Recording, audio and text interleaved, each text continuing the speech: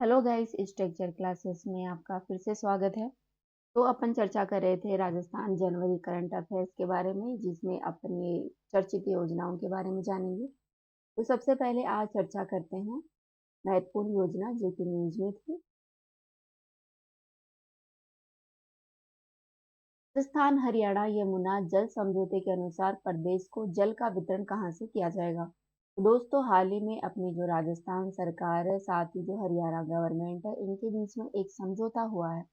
इस समझौते के तहत ताजेवाला हैंड जो हथनी कुंड बैराज है, हरियाणा में स्थित है ये हथनी कुंड बैराज, ताजेवाला हैंड, यहाँ से पानी का ट्रांसफर किया जाएगा अपने राजस्थान में। ताजेवाला हैंड से 3 अलग अलग पाइपलाइनों के जरिए करीब 263 किलोमीटर की दूरी पर पानी लाया जाएगा। ठीक है। हरियाणा के हथिनी कुंड बैराज, जिसे ताजेवाला हैंड भी कहते हैं, पर खुद का पंप हाउस इंटेक बनाया जाएगा ताकि पानी के वितरण को लेकर हरियाणा पर निर्भरता ना रहे। यहीं से सीधे राजस्थान के झुंझुनू, चूरू, सीकर, 3 जिले, कौन कौन से, चूरू, झुंझुनू, सीकर में पानी है वो प्रोवाइड करवाया जाएगा। यह पानी की जो इसका चरण है इस सेतु का, वो 2 चरणों में किया जाएगा। 2 चरणों में यह काम होगा। पहले चरण में राजस्थान के चूरू, सीकर, झुंझुनू में पानी प्रोवाइड करवाया जाएगा और सेकंड चरण में अन्य क्षेत्रों में पेयजल आपूर्ति है वो उपलब्ध कराई जाएगी। साथ ही दूसरे चरण में चूरू में लगभग 35,000 लाख हेक्टेयर क्षेत्र पर और झुंझुनू के 7 लाख हेक्टेयर क्षेत्र पर सिंचाई के लिए पानी प्रोवाइड करवाया जाएगा। अर्थात पहले चरण में सीकर, चूरू, झुंझुनू और अन्य क्षेत्रों में पेयजल के लिए, पीने के लिए पानी है वो दिया जाएगा और सेकंड चरण में चूरू और झुंझुनू क्षेत्र के लिए सिंचाई के लिए पानी है वो प्रोवाइड करवाया जाएगा इस समझौते के तहत।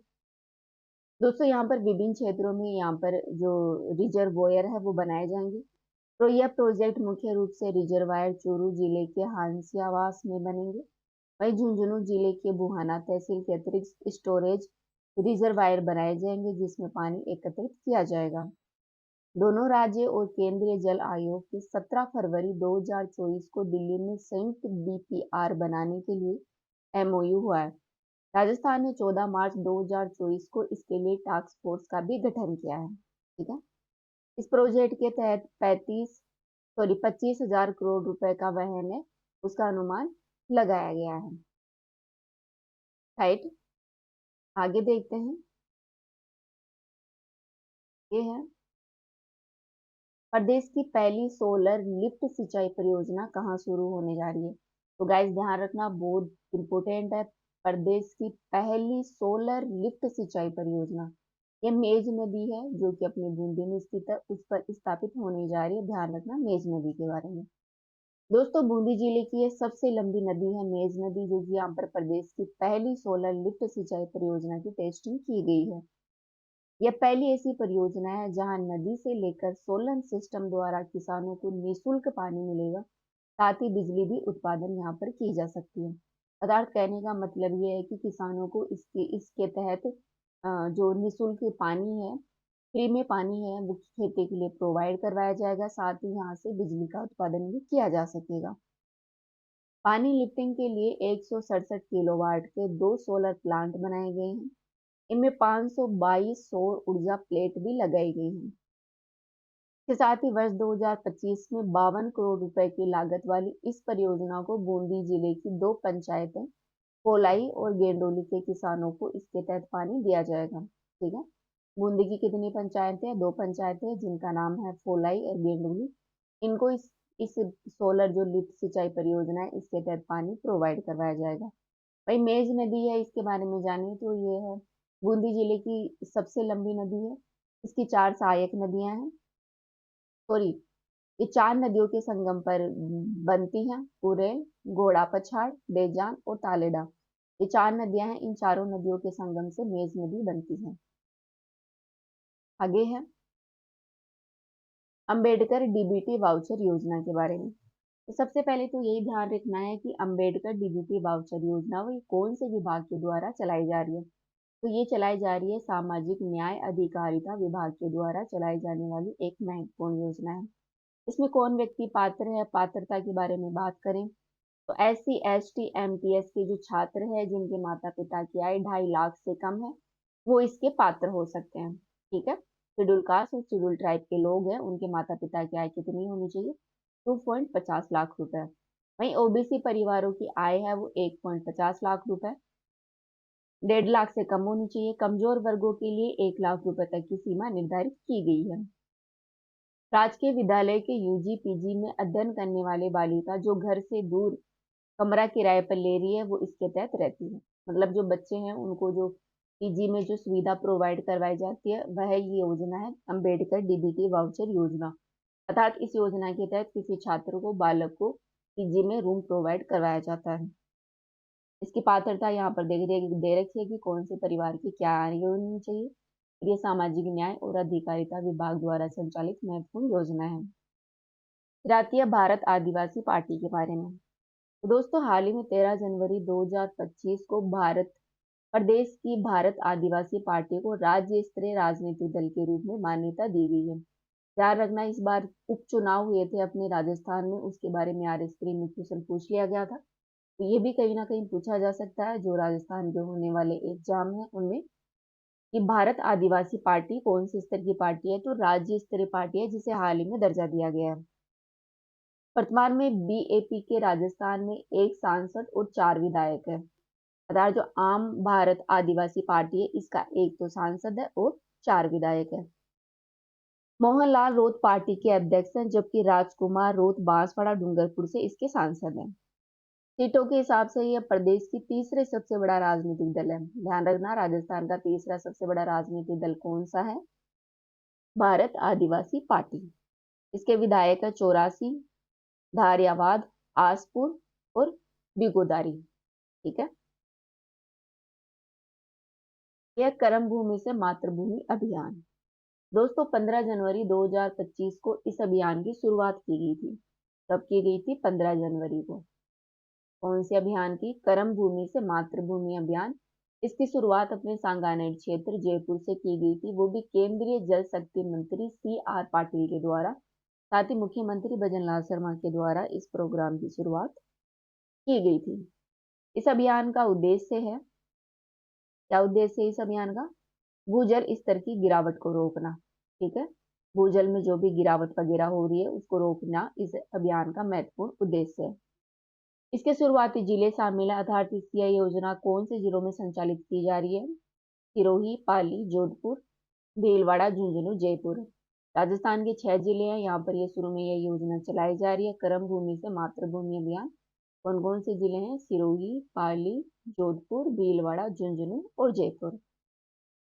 यह अभियान कैच द रेन से प्रेरित है जो प्रधानमंत्री मोदी की संकल्पना है। राइट।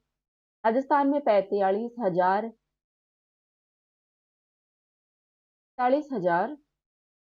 सॉरी एक मिनट।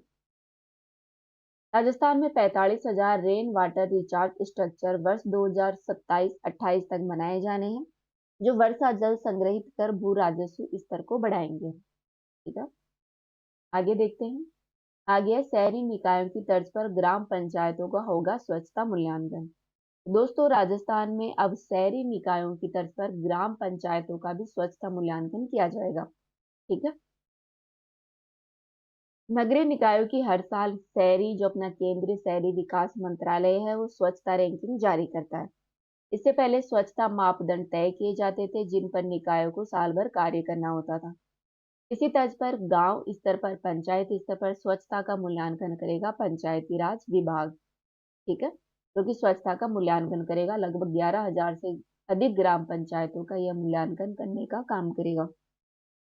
इससे पहले हर ग्राम पंचायत में नियमित सफाई और कचरा प्रबंधन की व्यवस्था की जाएगी।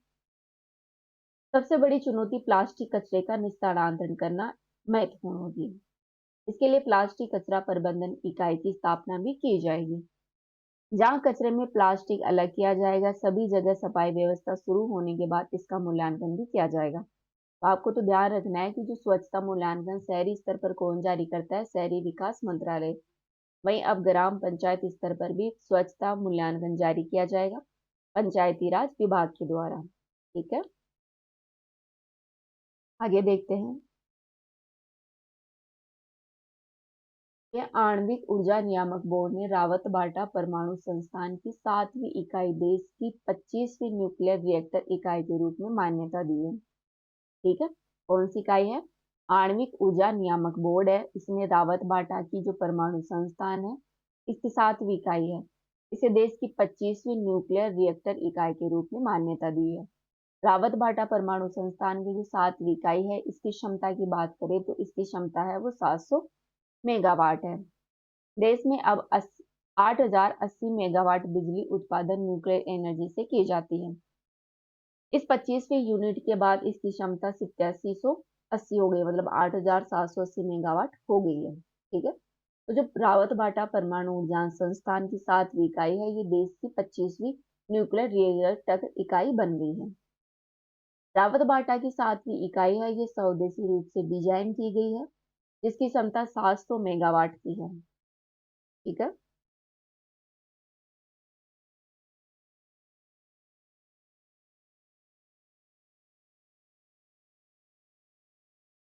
गांधी सागर से नए परमाणु संयंत्र को मिली मंजूरी।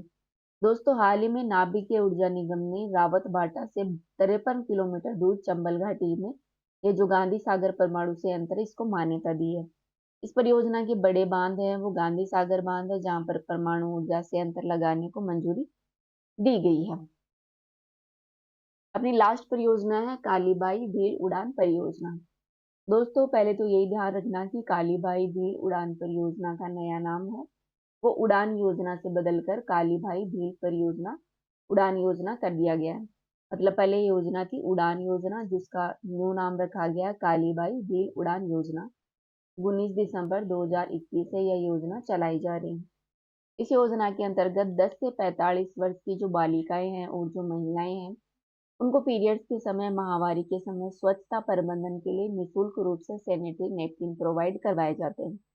यह योजना है महिला और बाल विकास विभाग की। ध्यान रखना, पूछी जा सकती है कालीबाई भील उड़ान योजना के बारे में। तो इसकी नोडल डिपार्टमेंट है महिला बाल विकास विभाग। 10 से 45 वर्ष की जो महिलाएं हैं, बालिकाएं हैं, उनको इसके तहत सैनिटरी नैपकिन है वो फ्री रूप से प्रोवाइड करवाए जाते हैं। और इस योजना की से शुरुआत है वो 19 दिसंबर 2021 को की गई थी। ठीक है, तो इस तरह आज का वीडियो कंप्लीट होता है। कल फिर मिलते हैं। अभी के लिए थैंक यू।